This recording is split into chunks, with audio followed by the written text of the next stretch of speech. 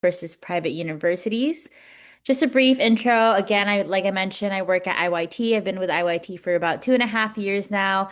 IYT is a program that's present at select Natomas Unified School District's sites. So we're at a few like Natomas Middle School, Natomas High School, and a few other ones. Previously worked as the college access mentor, so working directly on site with the students, then transitioned over to being the college advisor, and now I'm currently the college advising manager. So I work with our program managers as well as our mentors for anything college related, including college applications, financial aid, logistics for college tours, and dual enrollment program. I did get my bachelor's from Sonoma State University, which is one of our guaranteed admissions partnered university, and then I got my master's from psychology from Harvard University. So we'll go straight into the agenda for tonight's presentation. We'll go over public versus private universities, the different systems of higher education. We'll touch on the general cost and financial aid, both the student and campus life, the different resources that each of these universities provide, the admissions and programs options, the class and faculty sizes, athletics and extracurricular activities, reputation and diversity, career opportunities, and then we'll end off with housing. To go jump straight into the content for tonight. So, going over what is public universities, what are private universities, right? So, public universities are mainly funded by states and government. So, this includes community colleges, universities of California's UCs, as well as California State Universities, which are CSUs, while private universities rely heavily on student tuition, alumni donations, and endowments to fund their academic programs. So, going over each of the different types of public universities, the first one I mentioned was a CC, which stands for community college. At a CC, you can receive an associate's degree or certificate within 2 years. So, most students do get their associate's degree and transfer over to a four-year university, or you can receive your associate's degree and start going into the workforce as well. So it does help prepare for students to transfer to a four-year, but you can get your associates and start working. At a community college, there are more flexible schedules for students and focuses on GED, which is the general education courses at a lower cost. This is just the map of the different community colleges here in California. We have 116 serving over 1.8 million students. And then moving to our next college system is the CSUs, which stand for California State Universities. So here you can earn both your bachelor's and your master's degree, which take approximately about 4 to 5 years. There are 23 campuses here in California. All of those have many social and professional opportunities and a selection of extracurricular activities. These are considered a little bit higher level courses in comparison to community college, right? And then a larger student body. So this showcases a map of all the CSUs in California, right? So it does range all from Northern California within at Cal Poly Humboldt, and then the most southern CSU is San Diego, but they are kind of all spread out throughout the state. The next system I'll be discussing are the UCs, which stands for University of California. Here you can earn both your bachelor's, master's, as well as your doctorates. There are 9 UC campuses, five, which include 5 medical centers, 3 national laboratories, and these are ranked some of the best public universities in the world, serving over 238,000 students. This showcases a map of the different UCs here in California. I would like to note that UC San Francisco is a graduate program only, so they do not offer a bachelor's degree for a student, but these are where those UCs are located. Moving on to private universities. So at private universities, you're able to earn all three, right? You're able to get your bachelor's, master's, as well as your doctorates. Like I mentioned earlier, most of the funding does come from donations and tuition as opposed to taxes and federal funding, which usually means that it does cost more to attend a private school. Usually it is also smaller than public schools and they have smaller class sizes, which we'll touch in a little bit later. But in general, they have smaller class size and smaller student body size as well. So going into the general cost and financial aid, kind of comparing the two side by side, at a public university, there is lower tuition for in-state residents, especially if the student is from California, it is going to be a lower tuition for them in comparison to out-of-state students that are trying to apply to a CSU or UC. The average, it does depend. I would say that CSUs cost less than UCs, but the average does range from 7,000 to 15,000 per year. And this is why we highly encourage all of our students, which require to submit their FAFSA application to see how much aid they're eligible for. Which also includes when you submit that FAFSA application, it automatically signs you up for Cal Grants and Pell Grants and other state-funded grants.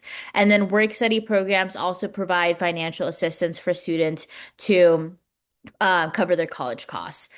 For private universities, higher tuition regardless of where you're living. So it doesn't matter if you're an in-state student or out-of-state student. And the average cost is ranges from 40 to 60,000 per year. Many universities do offer generous financial aid. Like I mentioned, highly encouraging and required for students to submit a FAFSA, right? On their FAFSA application, they can put up to 20 different colleges. So if that student already knows that they want to apply to that school, right, or they're still thinking about it when that FAFSA application opens, which tends to be around October 1st, we highly encourage them to put all of the colleges that they're thinking of applying to and have applied to as well. Also, institutional aid and scholarship, often higher percentage of student receiving aid for private universities as well. Looking into the student and campus life, right? At public universities, like I mentioned, there's a larger diverse student population, but we also see that there are more commuter students at CSUs and CCs. So commuter students mean that either the student is living at home, right? Or living off campus and they commute daily to the university for their classes, things like that. There are larger scale events with sports, concerts, more opportunities, and just events on campus. And then, depending on the campus, large, extensive public facilities as well. For private universities, like I mentioned, that's going to be like kind of like the main descriptors that they're smaller, more close-knit communities. It's a more intimate campus environment with focus on smaller events and traditions. But this does mean that they have their unique traditions and very tight-knit alumni networks because there's such a smaller community, right? They get to know each other more, which does allude to their alumni network post-graduation. Looking into resources at public universities, there are lots of well-funded research facilities, especially the UCs. A lot of the professors, right, they're also conducting their own research on campus in those laboratories. There's large libraries, and then public funding for certain programs. While in comparison for private universities, these are going to look more specialized resources, again, smaller class sizes, which does benefit some students, right? If they're able to connect more with their professor one-on-one, and get that hands-on helps because there's personal academic advising and then private endowments, right? And then they tend to have more access to different material resources as well.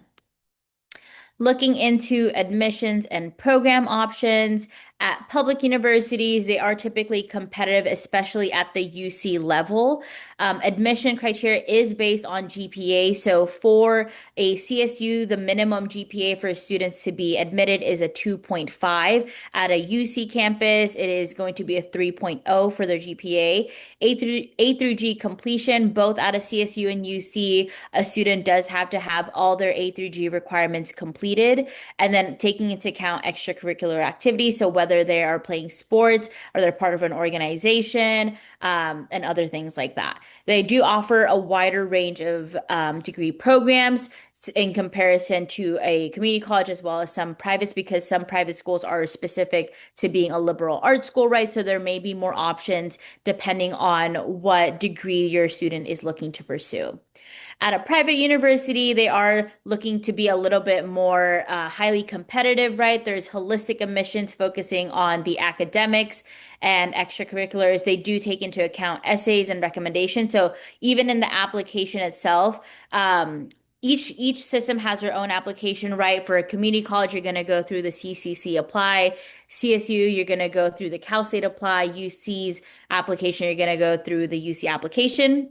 And then for all privates and out of states, they use the common application. So one thing I do like to point out to the student already is that through the common application, when you're applying for a private or out of state university, there are automatically going to be supplemental questions, personal insight questions. So that already sometimes for students is I don't want to, do an essay, right? But that is something to take into account that it is a little bit more, the application process is a little bit more tedious and rigorous, which may include essay portions. The UC application also does include some essay portions as well, just to note.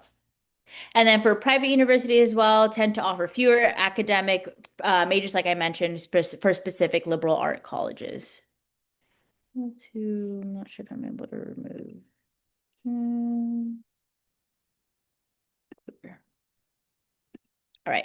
So looking into class size and faculty, looking at a public university, right, larger classes, especially for lower division courses. When I talk to students, I like to kind of explain is when you're looking at applying to colleges, right? Some of the things we always focus on is academics, right? But you also want to take into account as a student, do you see yourself thriving in a smaller class where kind of like the same in your high school where you have about 20 to 30 students, right? You're able to easily interact with your professor, or are you okay going to a university where there's really large classes? For example, some of the UC courses, you will have up to 200, 500 students in one course where you're not able to easily connect with the professor and things like that. So it depends for you as a student, what's your learning style, right? Are you thriving more on an online course? I know most of our students, have experience doing some of their courses during COVID online, right? Were you able to really take in the material, or do you have to be someone that is in person taking those classes?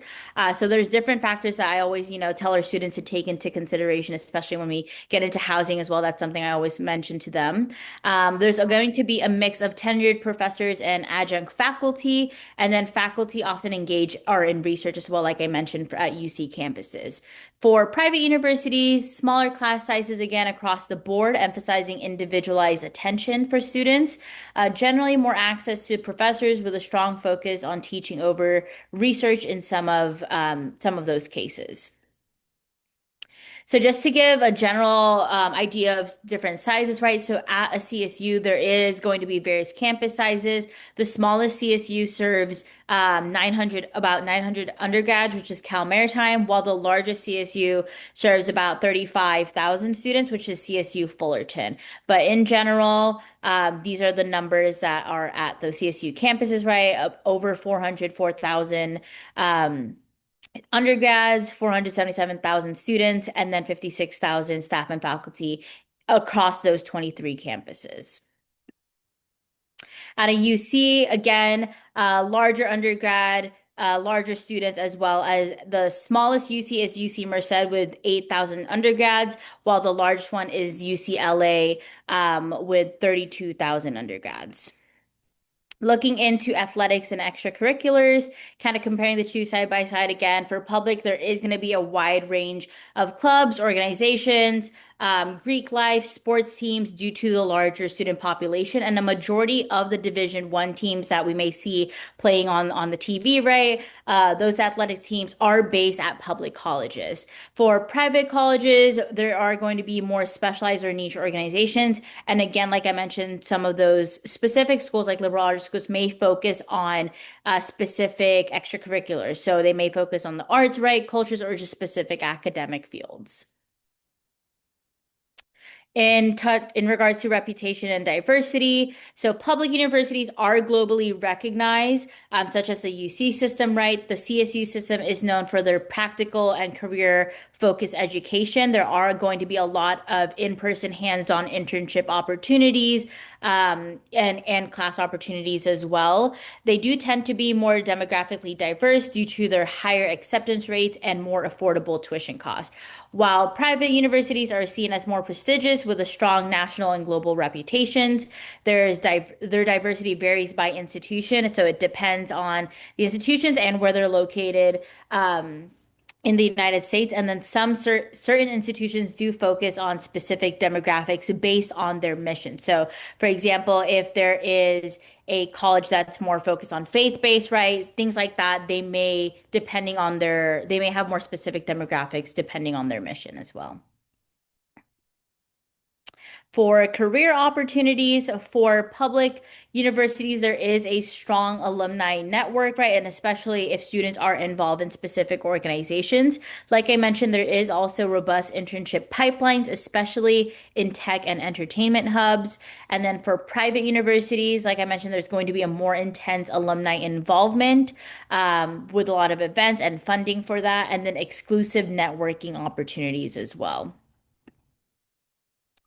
Housing for public universities, on-campus housing is often limited, especially I always tell our students that if you know this is a university you want to commit to, the moment you know that and the moment that you know you want to look for dorm housing on campus, that is going to be a separate application and it goes out quickly.